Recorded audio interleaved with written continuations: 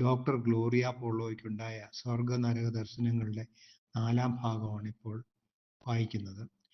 ആത്മഹത്യ ചെയ്തവരുടെ ആത്മാക്കളെക്കുറിച്ച് എന്താണ് ഗ്ലോറിയയ്ക്ക് വെളിപ്പെടുത്തി കിട്ടിയതെന്ന് നോക്കാം. അപ്പോൾ വർണ്ണിക്കാനാവാത്ത വിധമുള്ള വേദനയോടുകൂടിയ സ്വരം കേൾക്കുവാൻ തുടങ്ങി. വെറുപ്പാകുന്ന ചെളിക്കുളത്തിൽ കിടക്കുന്ന ലക്ഷോപലക്ഷം ആളുകളുടെ വേദനയുടെ സ്വരമായിരുന്നു അവ. അവർ ആത്മഹത്യ ചെയ്തവരുടെ ആത്മാക്കളാണെന്ന് ഗ്ലോറിയയ്ക്ക് അറിവ് ലഭിച്ചു. ആത്മഹത്യ ചെയ്യാതെ ഭൂമിയിൽ എത്ര കാലം അവർക്ക് ജീവിക്കുവാൻ ദൈവം അനുവദിക്കുന്നുവോ അത്രയും കാലം അവർ അവിടെ കിടന്ന് പൂർത്തീകരിക്കപ്പെടേണ്ടതായിട്ടുണ്ട്. അതിനുശേഷം അവർക്ക് ദൈവം അനുവദിക്കുന്ന സ്ഥലത്തേക്ക് പോകേണ്ടി വരും. അവിടെ സമയമോ കാലമോ അനുഭവവേദ്യമല്ല. ധാരാളം ചെറുപ്പക്കാരെ അവിടെ കാണുവാൻ കഴിഞ്ഞു. അവർ അവിടെ പിശാചുക്കളുടെ പീഡനത്തിലാണ് കഴിയുന്നത്.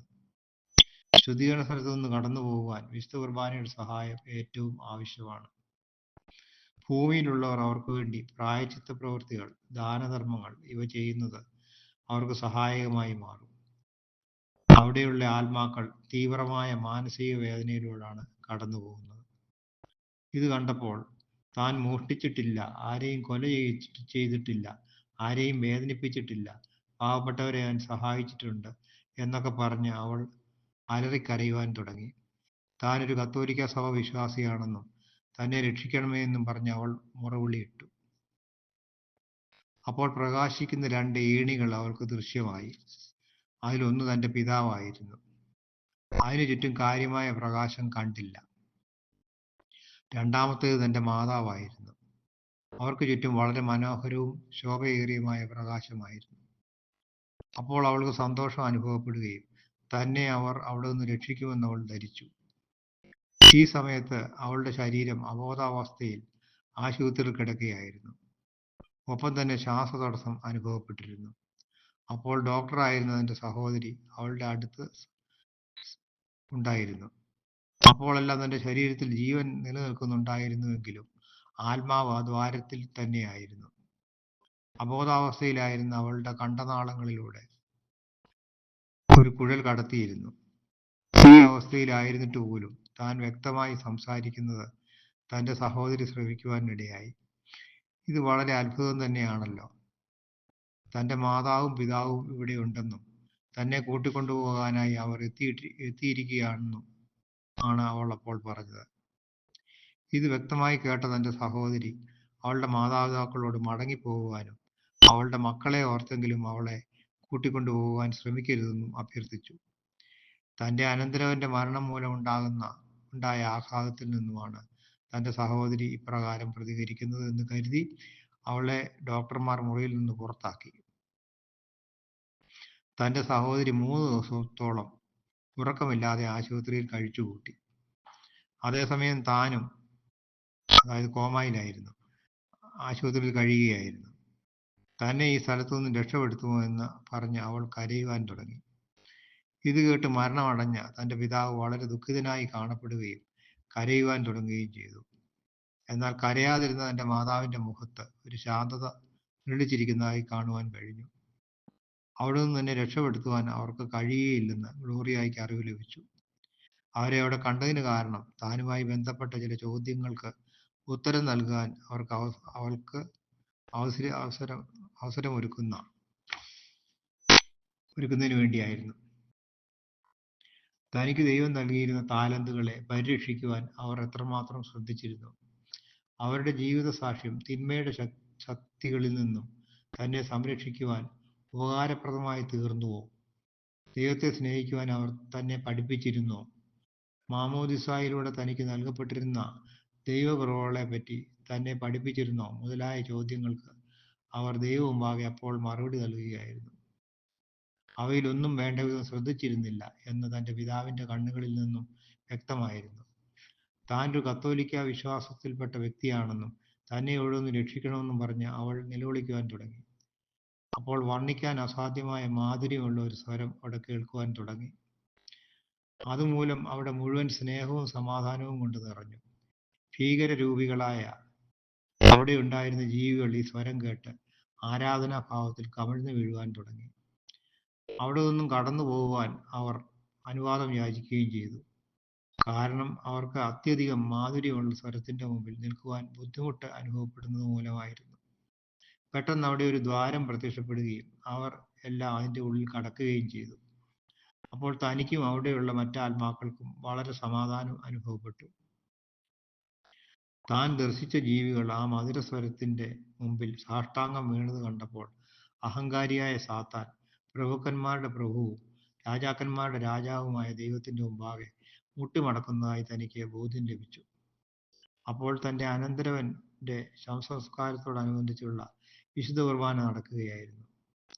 വൈദികൻ ദിവ്യകാരുണ്യം ഉയർത്തിയപ്പോൾ പരിശുദ്ധ ദൈവമാതാവ് വിശുദ്ധ കുർബാനയുടെ മുമ്പിൽ സാഷ്ടാംഗം വീണ് കിടക്കുന്നതും അവിടെ കൂടിയിരുന്നവരുടെ പ്രാർത്ഥനകളെല്ലാം ഒന്നിച്ചാക്കി ദൈവത്തിന്റെ തൃപ്പാദത്തിങ്കൽ സമർപ്പിക്കുന്നതായും കണ്ടു. വൈദികൻ ദിവ്യകാരുണ്യം ഉയർത്തിയപ്പോൾ സ്വർഗത്തിലും ഭൂമിയിലും പാതാളത്തിലുമുള്ളവർ, അതായത് ദുഷ്ടപിശാചുക്കൾ ഉൾപ്പെടെ എല്ലാവരും ദൈവമുമ്പാകെ സാഷ്ടാംഗം വീഴുകയും ചെയ്തു. ജീവിച്ചിരുന്നപ്പോൾ താൻ പങ്കെടുത്തിരുന്ന വിശുദ്ധ കുർബാനകളിൽ ദിവ്യകാരുണ്യം ഉയർത്തിയിരുന്ന സമയത്ത് അശ്രദ്ധയോടും അലക്ഷ്യമായും ആദരവില്ലാതെയും നിന്നിരുന്ന നിമിഷങ്ങളെക്കുറിച്ചും അപ്പോൾ അവൾക്ക് ഓർമ്മ വന്നു. അപ്രകാരം താൻ കൂദാശകളെ അവഹേളിക്കുകയായിരുന്നു ചെയ്തത്. ദൈവത്തെ ഒരു ബധിരനായിട്ടും തന്റെ പ്രാർത്ഥനകൾ ശ്രവിക്കാത്ത വ്യക്തിയുമായിട്ടാണ് താൻ കരുതിയിരുന്നത്. പെട്ടെന്ന് ഒരു സ്വരം അവളോട് സംസാരിക്കാൻ തുടങ്ങി. താൻ കത്തോലിക്ക സഭയിൽപ്പെട്ട വ്യക്തിയെങ്കിൽ 10 കൽപ്പനകൾ ഏതൊക്കെയാണെന്ന് പറയുവാൻ ആവശ്യപ്പെട്ടു. അവയെക്കുറിച്ച് വ്യക്തതയില്ലായിരുന്ന തനിക്ക് ഭയം ഉണ്ടാകുകയും ഇതുമായി ബന്ധപ്പെട്ട് തന്റെ അമ്മ പഠിപ്പിച്ചതൊക്കെ പറയുവാനും തുടങ്ങി. ദൈവത്തെ സ്നേഹിക്കുന്നതോടൊപ്പം സഹോദരരെയും സ്നേഹിക്കുക, സഹോദരനെ സ്നേഹിക്കുന്നവൻ ദൈവത്തെ സ്നേഹിക്കുന്നുവെന്ന് പറഞ്ഞു. എല്ലാറ്റിനും ഉപരിയായി ദൈവത്തെ സ്നേഹിക്കുക, അതുപോലെ നീ നിന്നെ സ്നേഹിക്കുന്നത് പോലെ അയൽക്കാരനെയും സ്നേഹിക്കുക എന്നാണ് കൽപ്പനയെന്നറിയിച്ചു. ഇപ്രകാരം നീ ചെയ്തുവോ എന്ന മാധുര്യമുള്ള ആ സ്വരം തന്നോട് ചോദിച്ചതിന് ചെയ്തതായി അവൾ മറുപടി നൽകി.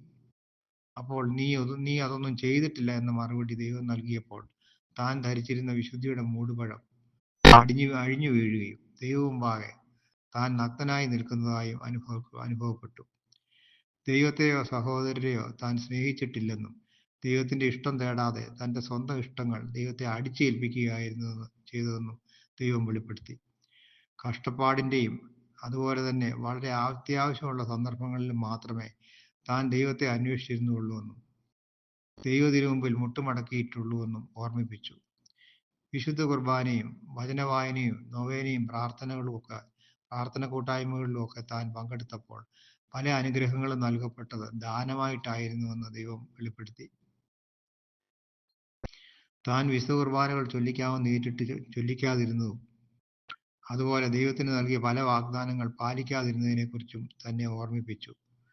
തനിക്ക് നൽകിയ പല നന്മകൾക്കും ദൈവത്തിന് നന്ദി പറയാതിരുന്നതും തനിക്ക് ലഭിച്ച പല ഭൗതിക നന്മകളിൽ പിൽക്കാലത്ത് കുറ്റം കണ്ടെത്തിയതിനെക്കുറിച്ചും ദൈവം മനസ്സിലാക്കി കൊടുത്തു. നന്ദി രേഖപ്പെടുത്താതിരുന്നിട്ടും പിന്നീടും തുടർച്ചയായി ദൈവം അനുഗ്രഹങ്ങൾ ചൊരിഞ്ഞതിനെക്കുറിച്ചും അവൾക്ക് വർണ്ണിച്ചു കൊടുത്തു. ജീവിച്ചിരുന്നപ്പോൾ ധനം തന്റെ ദൈവമായിരുന്നുവെന്നും അത് തനിക്ക് ഒരു വിഗ്രഹമായി മാറിയിരുന്നുവെന്നും അവൾക്ക് മനസ്സിലായി. ധനം തന്റെ വിഗ്രഹമായിരുന്നുവെന്ന് ദൈവം അറിയിച്ചപ്പോൾ ഇപ്പോൾ തനിക്ക് സമ്പാദ്യം കാര്യമായിട്ടില്ല എന്നും കടബാധ്യതകൾ ഉള്ളതായി മറുപടി നൽകി. അതിനുമപ്പുറം കൂടുതലൊന്നും പറയുവാൻ തനിക്ക് അനുമതി ലഭിച്ചില്ല. ഇതേ തുടർന്ന് ജീവന്റെ പുസ്തകം തനിക്ക് മുമ്പാകെ തുറക്കപ്പെട്ടു. ജീവന്റെ പുസ്തകം തുറക്കപ്പെടുമ്പോൾ അമ്മയുടെ ഉദരത്തിൽ ഉരുവായ നിമിഷം മുതൽ മരിക്കുന്നതുവരെ സംഭവിച്ച കാര്യങ്ങൾ ദൈവം നമുക്ക് കാണിച്ചു തരും. ജീവിതത്തിൽ ഓരോ നിമിഷവും സംഭവിച്ച കാര്യങ്ങൾ വ്യക്തമാക്കി കിട്ടും. ജനിച്ച സമയത്ത് തന്റെ ആത്മാവിനുള്ള അവസ്ഥ വളരെ വെണ്മ നിറഞ്ഞതും വെട്ടിത്തിളങ്ങുന്നതും ദൈവസ്നേഹത്താൽ നിറഞ്ഞതുമായിരുന്നുവെന്ന് അവൾക്ക് കാണുവാൻ കഴിഞ്ഞു. കൊച്ചു കുഞ്ഞുങ്ങൾ ചിരിച്ചുകൊണ്ട് തന്നെത്താൻ സംസാരിക്കുന്നത് നാം കണ്ടിട്ടുണ്ടല്ലോ. അവർ ഇപ്രകാരം ചെയ്യുമ്പോൾ ദൈവത്തോട് സംസാരിക്കുകയാണ് ചെയ്യുന്നതെന്ന് മുതിർന്നവർ പറയാറുണ്ടല്ലോ. അത് പൂർണ്ണമായും ശരിയാണ്. അവർ പരിശുദ്ധാത്മാവ് നിറഞ്ഞ നിഷ്കളങ്കരാകയാൽ ദൈവ സാന്നിധ്യത്തിൽ അവർക്ക് ആഹ്ലാദിക്കുവാൻ കഴിയുന്നു.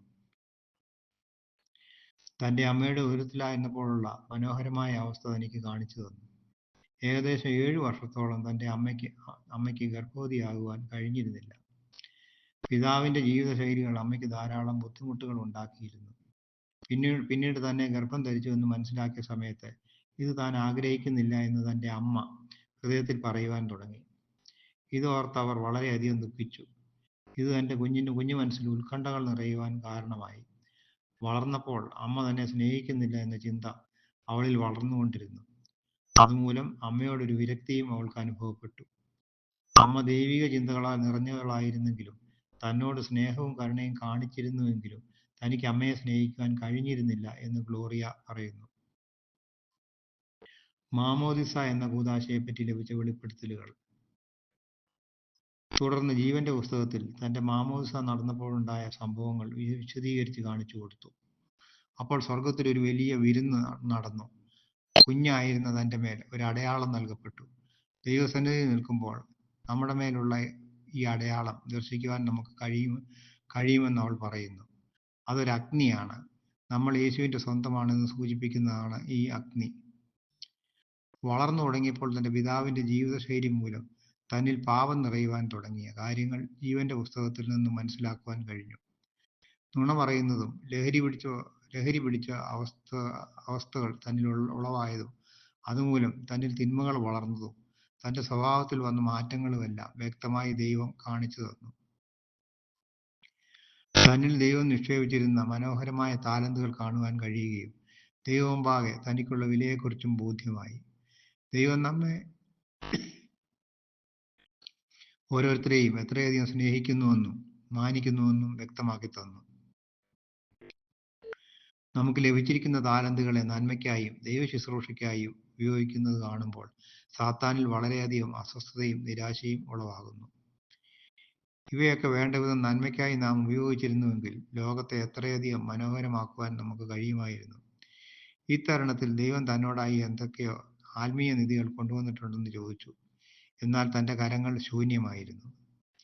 താൻ സമ്പാദിച്ച വീടുകളും തൊഴിലിലൂടെ നേടിയ അഭിവൃദ്ധിയും ശരീരത്തെ ആരാധിച്ചതും മറ്റുള്ളവരുടെ മുമ്പിൽ ശരീരത്തെ ഒരു പ്രദർശന വസ്തുവാക്കി മാറ്റിയതും അവർ തൻ്റെ ശരീരത്തെ ആരാധിക്കുവാൻ ഇടയാക്കിയതും അമിതമായ ശ്രദ്ധ ശരീരത്തിന് നൽകിയതുമെല്ലാം കൊണ്ട് എന്തു നേടിയെന്ന് ദൈവം ചോദിച്ചു.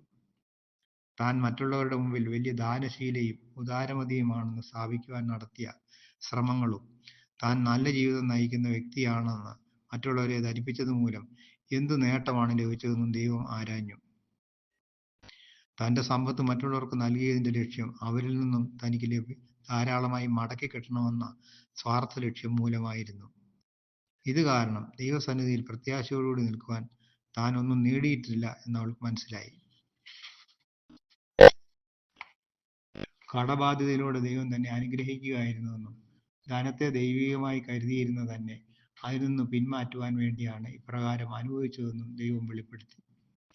ഈ തെറ്റായ ധാരണയിൽ നിന്ന് തന്നെ പിന്തിരിപ്പിക്കുവാനായി ദൈവം ശ്രമിച്ചിട്ടുണ്ടെങ്കിലും താൻ മല്ലു പിടിച്ച് അതിൽ തന്നെ തുടരുകയായിരുന്നു. തനിക്കുള്ളതെല്ലാം ദൈവാനുഗ്രഹത്താൽ ലഭിച്ചതല്ലെന്നും മറിച്ച് അത് തൻ്റെ കഠിനാധ്വാനവും ബുദ്ധിശക്തിയും വഴിയായി സ്വായത്തമാക്കിയതാണെന്നും താൻ കരുതിയിരുന്നെന്ന് ദൈവം അവൾക്ക് അറിവ് നൽകി. തൊഴിൽപരമായി എല്ലാവരും താൻ എത്തിയ വിധം അഭിവൃദ്ധി പ്രാപിച്ചെങ്കിലും വളരെ പ്രയത്നിച്ചിട്ടും താൻ എത്തിയതുപോലെ അവരിൽ പലരും ഉയർച്ച പ്രാപിച്ചിട്ടില്ലെന്നും ദൈവത്തിന്റെ അനുഗ്രഹത്താൽ മാത്രമാണ് ഇപ്രകാരം തനിക്ക് ഉയരുവാൻ സാധിച്ചതെന്നും അറിയിച്ചു. തനിക്ക് കൂടുതൽ നൽകപ്പെട്ടതിനാൽ തന്നിൽ നിന്നും കൂടുതൽ ആവശ്യപ്പെടുമെന്നും ദൈവം കൂട്ടിച്ചേർത്തു.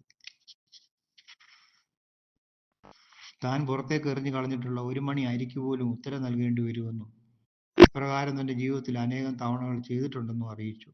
ചെറുപ്പകാലത്ത് തന്റെ അമ്മ ബീൻസ് പാകം ചെയ്തു തന്നപ്പോൾ അത് കഴിക്കുവാൻ താൻ കൂട്ടാക്കാതിരുന്നതും വലുതായി കഴിയുമ്പോൾ താൻ ധനം സമ്പാദിക്കുന്ന സമയത്ത് നശിച്ച ഈ ബീൻസ് പുറത്തെറിഞ്ഞു കളയുമെന്നും പറഞ്ഞു. അമൂല്യമായ ഭക്ഷണ പദാർത്ഥത്തെ താൻ ശപിച്ചതായും തന്റെ ജീവന്റെ പുസ്തകത്തിൽ നോക്കിയിട്ട് ദൈവം അറിയിച്ചു. ചെറുപ്പകാലത്ത് തനിക്ക് പ്രാതൽ എടുത്തു വെച്ചതിന് ശേഷം അമ്മ പുറത്തുപോയി മടങ്ങി വന്നപ്പോൾ തന്റെ ഭക്ഷണത്തിന്റെ പാത്രം ശൂന്യമായിരിക്കുന്നത് കണ്ടിട്ട് അമിതമായ വിശപ്പ് മൂലം താൻ അത് വളരെ വേഗത്തിൽ ഭക്ഷിച്ചതായിരിക്കും അമ്മ കരുതിയ കാര്യമൊക്കെ ദൈവം വെളിപ്പെടുത്തി തന്നു. യഥാർത്ഥത്തിൽ താൻ ആ ഭക്ഷണം പുറത്തെറിഞ്ഞു കളയുകയായിരുന്നു. തൻ്റെ അമ്മയ്ക്ക് താൻ ഉൾപ്പെട്ട 7 മക്കളുണ്ടായിരുന്നു. വളരെ ദാരിദ്ര്യത്തിൽ ജീവിച്ചിരുന്ന അക്കാലത്ത് തങ്ങൾക്ക് ഭക്ഷണം നൽകി കഴിഞ്ഞാൽ പിന്നെ അമ്മയ്ക്ക് ഭക്ഷണം കഴിക്കാനൊന്നും ബാക്കിയുണ്ടായിരുന്നില്ല. എങ്കിലും പുഞ്ചിരിക്കുന്ന മുഖവുമായാണ് ഇത്തരം അവസ്ഥകളെ അമ്മ സ്വീകരിച്ചിരുന്നത്. താൻ വളർന്നു വലുതായി ജീവിത നിലവാരമൊക്കെ ഉയർന്നപ്പോൾ പല പാർട്ടികളിലും ചടങ്ങുകളിലും വിളമ്പിയിരുന്ന വൈവിധ്യങ്ങളായ ഭക്ഷണ പദാർത്ഥങ്ങൾ ആവശ്യത്തിൽ കഴിഞ്ഞുള്ള അളവിലെടുത്തിട്ട് അത് മുഴുവൻ ഭക്ഷിക്കാതെ ബാക്കിയുള്ളവ നശിപ്പിച്ചു കളഞ്ഞത് ദൈവം കാണിച്ചു തന്നു. ഇതുപോലെ ധാരാളം ആളുകൾ ഇപ്രകാരം പ്രവർത്തിക്കുന്നതായും വെളിപ്പെടുത്തി കൊടുത്തു. തുടർന്ന് ദൈവം തന്നോട് ഇങ്ങനെ പറഞ്ഞു: ഞാൻ വിശക്കുന്നവനായിരുന്നു. ഭക്ഷണം കിട്ടാതെ വലയുന്നവരെ മുഴുവൻ തനിക്ക് കാണിച്ചു തന്നിട്ട് മേൽപ്പറഞ്ഞ വചനത്തിന്റെ ആഴം തനിക്ക് മനസ്സിലാക്കി തന്നു. മറ്റുള്ളവർ കഷ്ടപ്പെടുന്നതും ഭക്ഷണത്തിന് ബുദ്ധിമുട്ടുന്നതും ദൈവത്തെ വളരെയധികം മുറിപ്പെടുത്തുന്നു. തുടർന്ന് ദൈവം തന്റെ ഇപ്പോഴത്തെ വീട്ടിലേക്ക് ശ്രദ്ധ തിരിച്ചുവിട്ടു. അവിടെ ഉണ്ടായിരുന്ന പുഷ്പങ്ങൾ വയ്ക്കുന്ന മനോഹരമായ ഒരു പാത്രം കാണിച്ചു കൊടുത്തു. അത് വളരെ ഭാഗ്യസൂചകമായ ഒരു വസ്തുവായിട്ടാണ് താൻ കരുതിയിരുന്നത്.